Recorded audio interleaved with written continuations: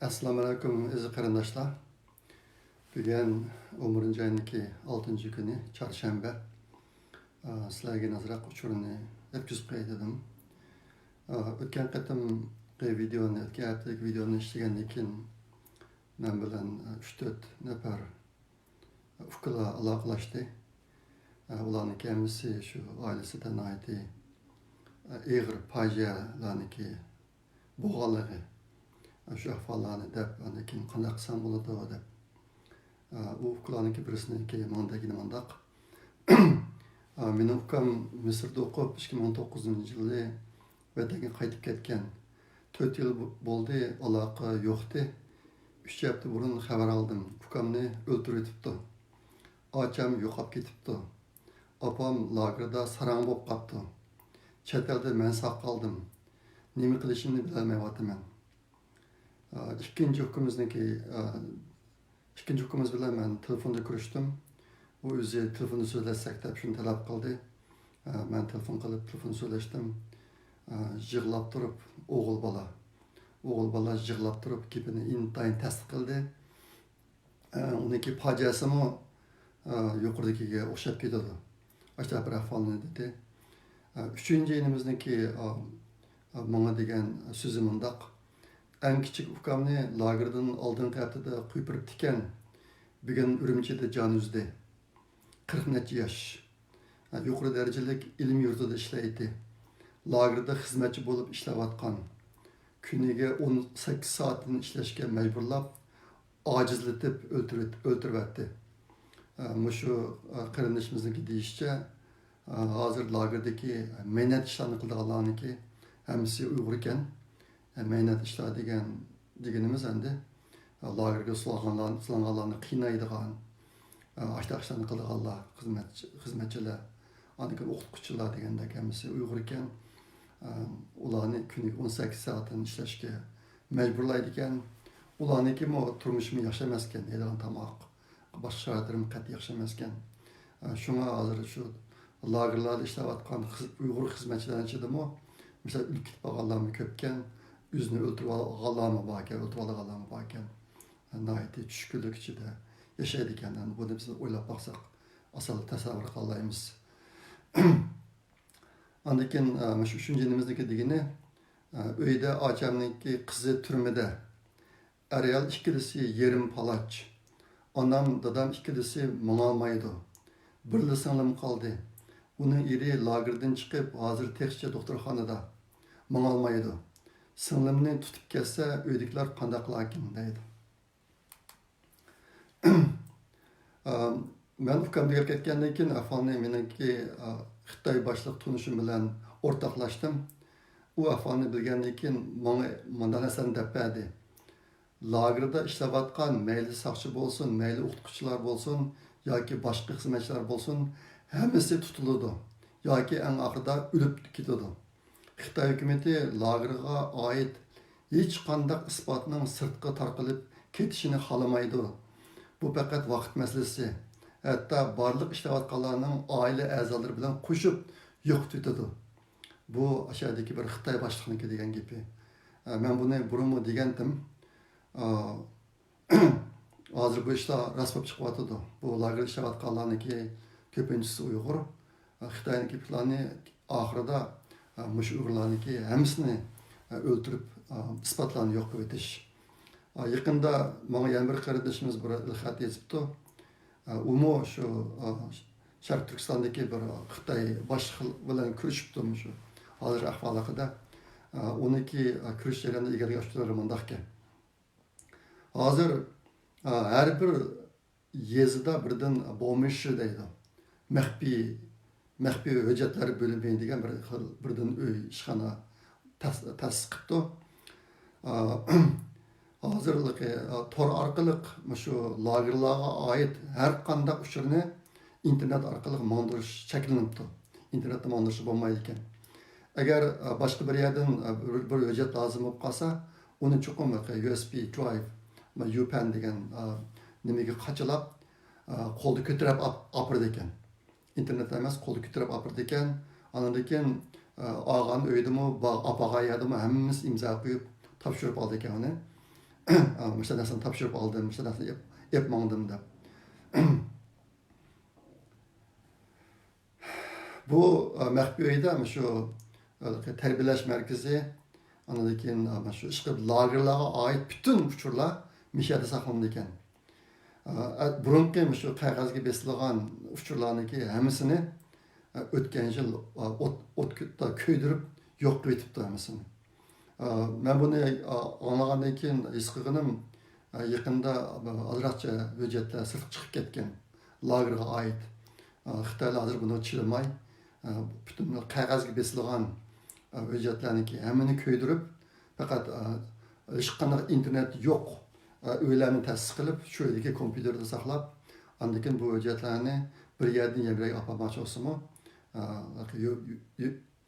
USB drive ga qachilab qo'lda ko'tarib olib bordi ekan, imzo qo'ydirib. Endi o'tgandami sizlarga degandim, Xitoylarniki hozir maqsadi ikki cho'ng sohada maqsadi bor. Uning birisi cho'nglarni turmada, lagerda va lagerlarning qishiga silingan Uyg'urlarning qulning o'rnida ishlatadigan zavodlarda o'ltirib tugatish cho'nglarni. Ikki avlod bolalarni bo'lsa, ishkirga olib borib, butunlay Xitoy qilib o'tish. Bu bolalar ishkirga olib borilgandan keyin ota-onasini mangu ko'rmaydi. Ularga Xitoycha kimlik beriladi, o'sha orqali ularniki Uyg'urligi butunlay yurib tashlanadi. Yaqinda yana bir cho'ng muhim maqolalar chiqdi. Hozir mana shu yerini tutib ketgan uylarga Xitoyning erlarini o'rlashtirib o'tganligini. Buni burun anlagandik. Yaqinda buniki ko'lami biroz cho'ngan o'xshaydi. Hozir meniki farzimcha Uyg'ur ota-onadan bola tug'ilish asosan yo'qolib ketdi bizim vatanda. Xitoylar bir qism ayollarniki Uyg'ur ayollar bilan Xitoy erdan bola tug'dirib, shularni Uyg'urlarning o'rniga kishilarga ko'rsatish uchun dastamdikin degan ashtaq bir hissiyat, tushunch paydo bo'ldi menda. Mana shu maqolalarni o'qigandan keyin ish qilib ahvol yenilam intayin eg'ir.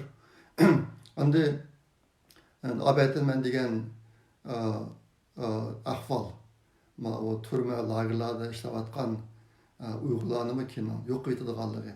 Bu men o'tgan qatim so'zlagan ish gapni oldi deymi? O'sha gapni oldi so'zlagan narsadan birdek chiqyotdi. U nima desanglar, Xitoylar hozir bir Julianji degan bir tuzum bo'yicha chiqyotdi deb. Chetib jazolash. Uydagi bir odam jazolangan bo'lsa, o'lib ketgan bo'lsa lagerlarda ashlan butun urqini quritib o'tish. Mana shu bir tuzumni yo'l qo'yotdi bular. Mana shu lager turmalarda xizmat qilayotgan Uyg'urlarni yo'q qilib o'tishmi? Shuniki bir qismi deb tushunish mumkin. Bularning hammasi birdek chiqyotdi. Xitoylar yana 3 million Uyg'urni tutishni boshladi. Men o'tgan hafta degandim buni. Bu bir intayin cho'ng masala. Hozir bir qancha cho'ng masalalar bor. Birisi Uyg'ur qizlarniki ishkirga akitilishi. Bu bir ahvol bu hozir. Bu ahvolni yaqinda bu vaqtda xabarlar chiqib boshladi. Uyg'ur bolalarining ishkirga akitilishi, undan keyin lagerdagi Uyg'urlarniki turmaga yo'tkib etilishi, turmadagi Uyg'urlarniki ishkirga akitilishi. Mening farzimcha hozir mana shu ishkirga akitib, ishki a'zosini sotmoqchi bo'lgan Uyg'urlarniki soni 1 milliondan oshib ketdi. Mening o'zimning farzimcha. O'tgan yilniki o'tirlarda Qahraton degan jurnal Xitoyniki 500 ming Uyg'ur erlarini ishkirga o'tkazishni qaror qilganligini deklaratsiya qilgan. Hozir uning 1,5 yil bo'lay deb qoldi. Bunda ishlar qilish to'xtagani yo'q. Bo'libmi hozir Xitoy hukumatı Sharq Turkistondagi bir qism turma lagerlarni bekorlab, uning o'rniga yangi odamlarni ekirib hozir. Undaqda burun odamlardan ketdi degan savol tug'iladi. Burun odamlarni shu ishkirga ketayotganligi intayin aniq hozir. Andan keyin nayt ko'p sondagi odamlar o'lib ketyapti. Yuqoridagi bir necha misollarga qarasak buni bilib olamiz. Endi Amerika hukumati mana shu Xitoylarniki hozirgi umumiy ahvoli, siyosiy tuzum, kompartiya davlat hokimiyati, harbiy davlat armiyasi bilanki munosabati qatorliq ishlarni nayt obdan tushundi hozir.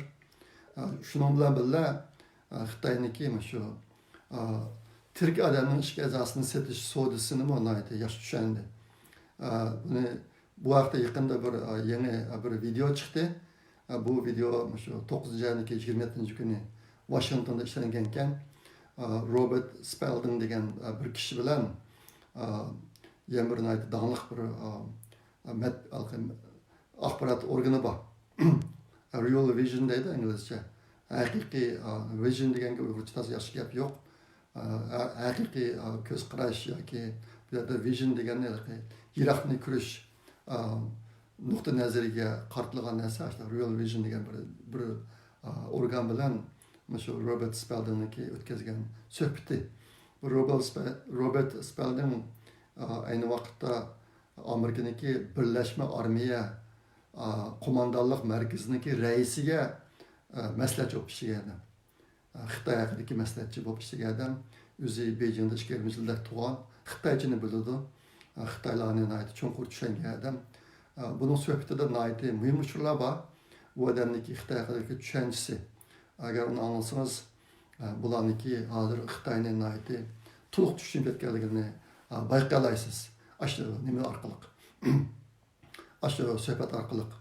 Ehtimol bu suhbatni bu Uyg'ur Fidoyi tarjimonlar guruhi yoki Uyg'urlar tor jurnali tarjima qilib chiqarishi mumkin ekan. İngilizce bilmeydiğinler şu yerden kurbasan oldu. Bu bir YouTube videosu hazır bugün qarsam 172 ming qatim ko'rilibdi u.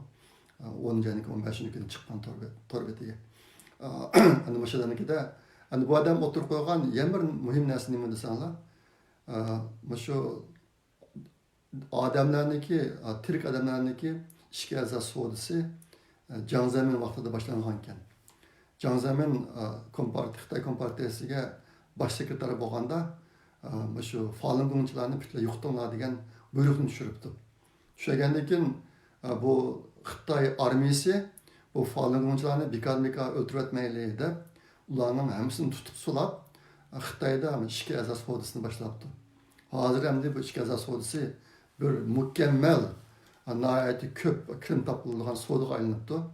Bunun vəhşi yerini mi desanglar, odatda bir odamga ishga asosini almashtirish zarur bo'lib qolsa, bu odam doktorxonaga berib, o'zining butun biologiyalik uchurlarini berib doktorxonaga saqlaydi.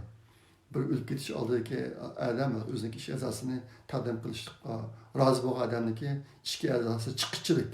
Bu yerda chiqishchilik degan gap endi o'zinikiga moslashmasi bo'lmaydi. Shunga chet ellarda bunday bir ishga azo almashtirish uchun saqlashga bir necha yil vaqt ketadi ekan. Lekin Xitoy bilan bu ishni qilayotganlar hozir Xitoyga deb bir yoki 2 haftaning ichida o'ziga mos keladigan ishga azoni topa oladi ekan.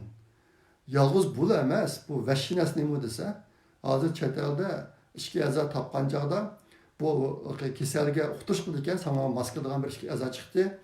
12 soatning ichida bizning doktorxonamizga kelgan deb xabar qildi ekan kasal odamga. Bu kasal odam 12 soat ichida shu doktorxonaga berish kerak ekan. Nima ish qilganda bir odam o'lib ketgandan keyin uning ishga azosini 12 soat ichida deb almashtirsa bo'ladi ekan. Unda ortiq kasb bo'lmay ekan. Lekin Xitoyda bo'lsa, siz Xitoyga telefon qilib, "Mana bir azo lozim, o'zimga bir ishga azo lozim" deb, ular bilan vaqt oldi ekansiz bir haftadan keyin, 2 haftadan keyin deb. Demakchi, Xitoylar o'lmagan odamning ishga azosini setyapti degan gap. Buni shu Robert Spalding o'ziniki shu YouTube videosida aniq tushundirdi. Hozir dunyo bo'yicha shu ishga azo Xitoyga berib ishga azo almashtirishni to'sqan faqat bir davlat bor ekan. U qaysi deganda Isroiliya.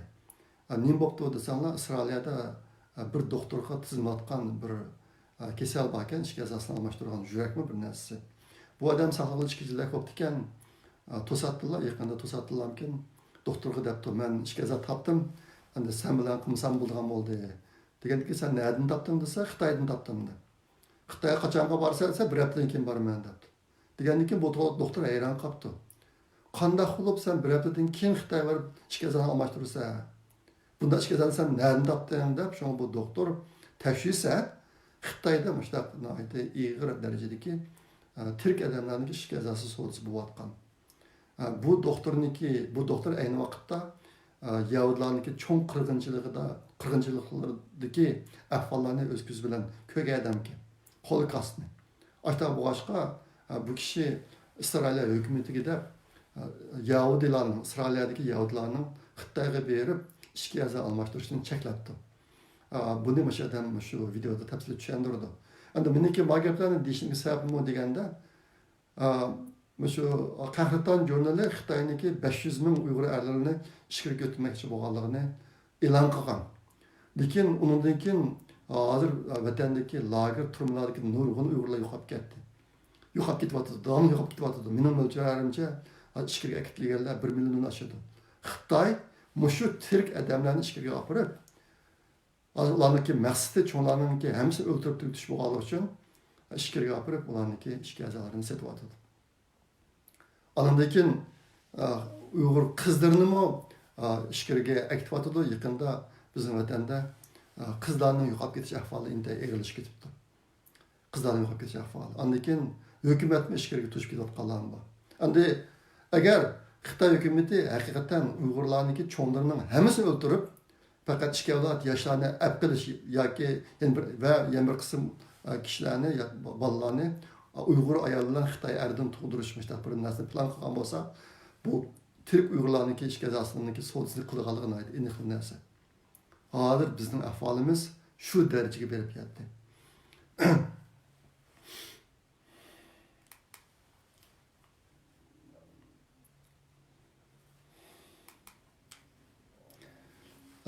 Yaqında shu chet elga chiqqan birilardan men vasita orqali, boshqa orqali ba'zi uchurlarni anladim. Urumchidagi Xinjiang University tedagi ahvolni so'zlab beribdi. Ahvol intayin og'ir. Kimlar bor, kimlar yo'qolib ketyapti, yo'qolib ketyapsa nega ketyapti, tirikmi, o'likmi, buni hech kim bilmaydi. Kishilar shunday bir darajada ruhsiz, xomush holatda yashab o'tibdi. Birisining paydo bo'lib qilishi, birisining yo'qolib ketishi hozir boshqaning diqqatini qo'zg'amaydigan ashinchilik bir og'ir darajadagi vayronchilik Xinjiang Universitetida ashta bir ahvol bor ekan.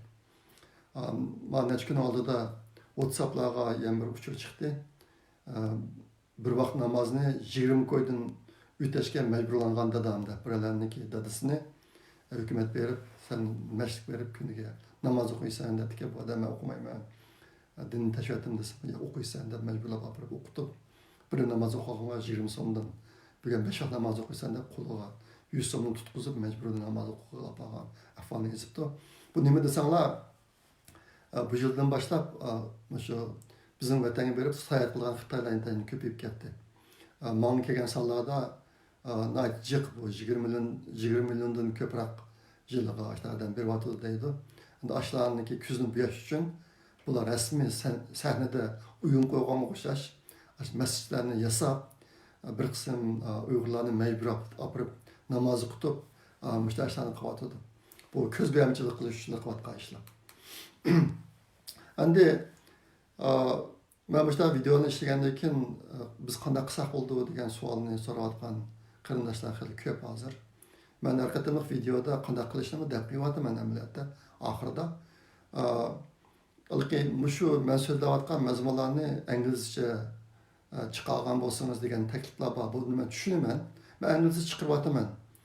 Amaliyotda qisqa shu mazmunlarni yozib inglizcha o'zimning tor betiga qo'yib qo'ydim. Tarixda ayarlarni taqdiryapmiz biz shu inglizcha maqolalarning tizimligini o'rgatadigan 200 dan ortiq odamlarning hammasini o'rgatyapmiz. Amaliyotda bu mazmunlardan bir qism qarindoshlar foydalanyapti. Qilibdan foydalanyapti. Mayli hukumatga doklad yozish bo'lsin yoki boshqa turk musulmon dunyosi bilan bo'lgan aloqa bo'lsin, leksiya so'zlash bo'lsin, bundan foydalanyapti. Men buni muhim vazifa qilib inglizcha yozib chiqib taqdirga kuchayapman. Xudoyim bo'lsa bundan keyin davomli shunaqa qilaman. Shuning bilan birlikda menikini qayta ta'kidlaydiganim o'tgan qatam dedim. Chet eldagi Uyg'urlar cho'qim chet el tilidagi tashviqotni kuchaytirish kerak. Bizningki o'z ishimizdagi tashviqotni aytib yaxshi bo'lyotdi. Lekin agar biz chet el tilidagi tashviqotlarni kuchaytmasak, o'zimiz ichida nimadan deyishayli, uniki bizga bizning ahvolimizni yaxshilashda foyda kelish ehtimolga intayin tuman. Andan keyin o'tgan qatamda dedim, hozir xalqarada Xitoyga bo'lgan besim kuchayyotidi. Har tarafdan kuchayyotidi. Lekin Xitoy hech qanday parvo qilib qo'ygani yo'q. Uyg'urlarning ichida hozirmi hech qanday o'zgarish yo'q. Burun qanday bo'lgan bo'lsa shunday ketyotidi. Xitoy o'ziniki planini aynan ijro qilyotidi. Bu yerda bizni eng ansirtadigan narsa nima desa, kim mushlar tugaganda bizga vatanda nima qilib qoldi, bizga qanday bir ahvol qilib qoldi degan bir masala bor. Xalqaroniki amaliy tadbir qo'llanishi intayin ost ekan.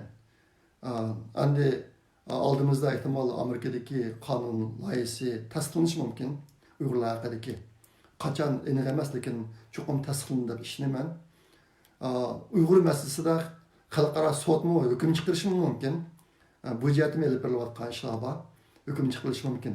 Lekin hozirga qadar Tibetliklar haqida, Hong Kongliklar haqida, Tayvanliklar haqida chiqqan nurg'un qonun loyihalari bor. Xitoylar bularniki hech qanday parvo qilib qo'ygani yo'q. O'zining planini aynan ijro qilyotidi. Bu demoqchi bo'lganim, mayli bu qonun loyihalari chiqsin, u hukmlar chiqsin, Xitoyni hozir qilayotgan ishidan to'sib qolamdi desa, to'sib qololmaydi.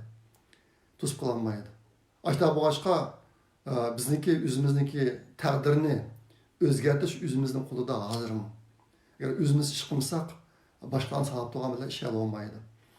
Shunlashqa bo'libmi hozir nemish bo'lyapti deganda men sizlarga mana shu videolarda qayta deyapman. Mening farazimcha hozir qadar yo'qolib ketgan, tutilib ketgan Uyg'urlar 5 milliondan oshadi. Yine yangidan 3 million tutulishga boshlayapti. Bu ahvollarni de xalqaro e'tirof qilgani yo'q. Gerçi bizga bevosita vatanning uchrab kelmasimi, xalqaro bu ahvollarni e'tirof qilgani yo'q. Ularni e'tirof qilishning birdan bir usuli ular Sharq Turkistonga berib biz bevosita tekshirish bu ahvollarni. Shunga endi ba'zilar biz ko'pinchimiz bilamiz, bu ish oson emas. Biz ulardan talab qilib Sharq Turkistonga berib tekshiruvlar desaklar ular berib ketmaydi buni. Bunun bir cereyan getidi. Lekin agar biz talab qilmasak, biz yig'ilmasak, ular bu ishni qilmaydi. Shunga bu shiyatdagi ishni ahvollarni kuchaytirishimiz kerak. Ayni vaqtda Yahudilarga o'xshash ish bo'lgan. Yahudilarniki bu cho'ng qirg'inchiligi, lager, mush narsalarni kishilarni ko'p yozgan, o'tirib qo'ygan xalqaro jamoat uni anglab turib parvo qilmagan. Keyin ahvollar ishlar tugab Germaniya taslim bo'lib kim bir tashvisa bo'lgan ahvol intayin echinishliq. Xuddi burunqilar yozgan, o'tirib qo'ygan, ogohlantirgan ishlarning hammasi bo'pti. Lekin bu bayqalgan joyda buldigan ish bo'lib 6 million Yahudi o'lib tugab bo'lgan. Hozir bizningki ahvolimiz mushtarakka qarab ketyapti. Shunga biz mushtarak ishlarni qanchalik kuchaysakmi ozliq qiladi. Ana yana bir qiladigan ish isbot berish. Hozir mush isbot berganlarniki urug' tuqqanlari shu Xitoyniki ziyonkashga uchragan qarindoshlarni tizimlayotgan bir necha yer bor. Uning birisi Norvegiyadagi Uyg'ur adliya uchran biri.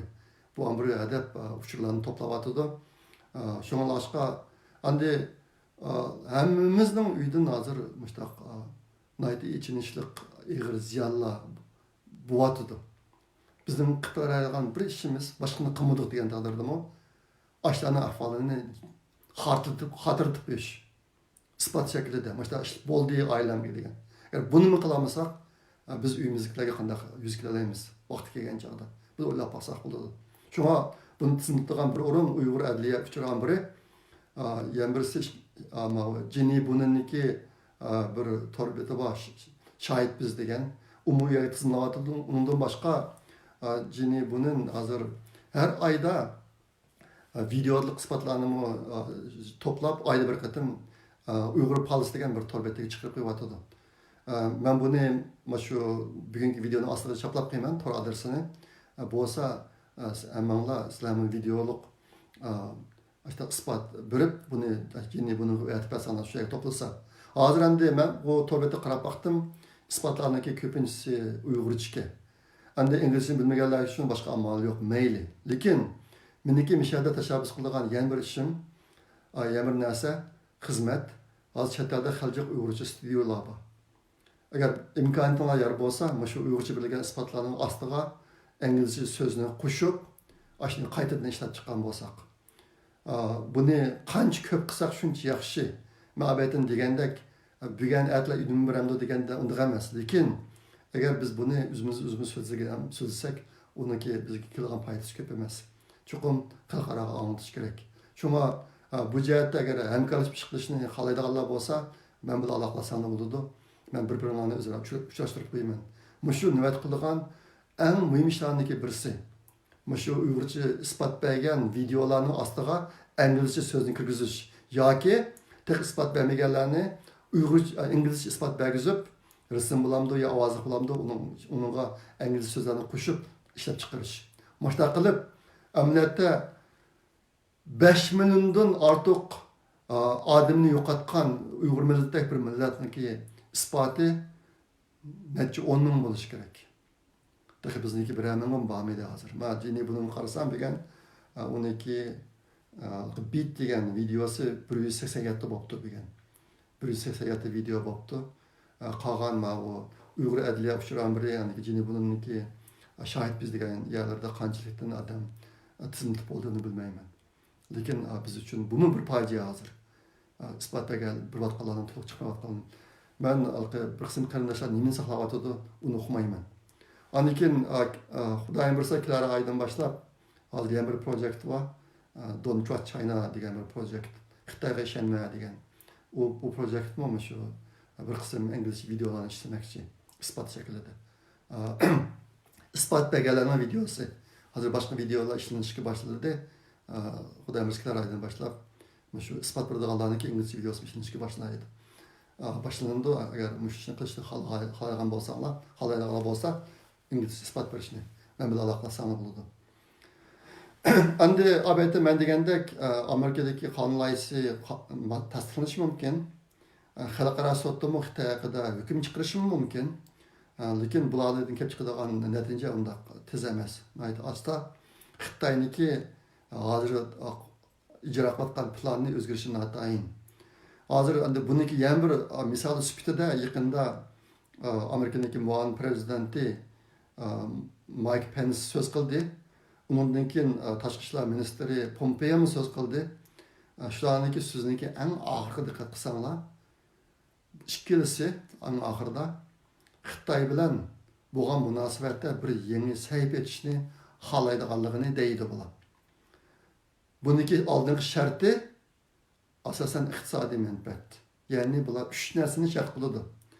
Birincisi Xitoy, agar Xitoy texnologiyani majburiy Xitoyga berishni to'xtatsa, aqliy mulk o'g'irlashni to'xtatsa va iqtisodiy sistemini isloh qilsa, biz Xitoy bilan yana Xitoy bilan bo'lgan munosabatda bir yangi sahifa etishga tayyor deb aytadi bular.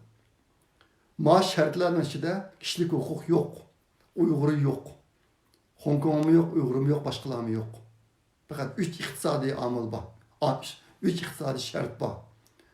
Mecburi teknolojiyani Xitoyga berish, aqliy mulk o'g'irligi ve iqtisodiy sistemni isloh qilish.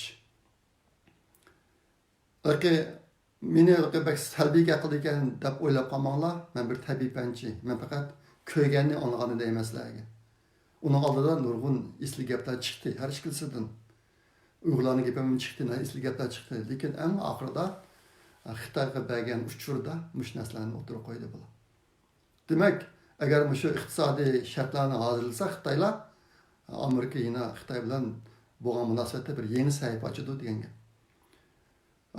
Shunga buniki bularni meni bu yerda deyishimdagi maqsad bizniki taqdirimiz o'zimizning qo'lida. O'zimiz qattiq tirishmasak bo'lmaydi. Qildigan ishlar bak ko'p. Men bu qo'limdan kelishicha tirishyapman. Qattiq tirishyapman. Endi bu Uyg'ur Project fondi degan fondimiz bor. Bizning qo'limizdan qilishga ishlar bor qilgan. Men sizlarga deydigan deb qo'ygan yana bir narsam, biz faqat qo'limizdagi pul tushlik qilishga olamiz. Shunga amaliy ish qilish imkoniyati yo'q qarindoshlar. İqtisadi jihatdan yordam qilasan, yordam qilinglar.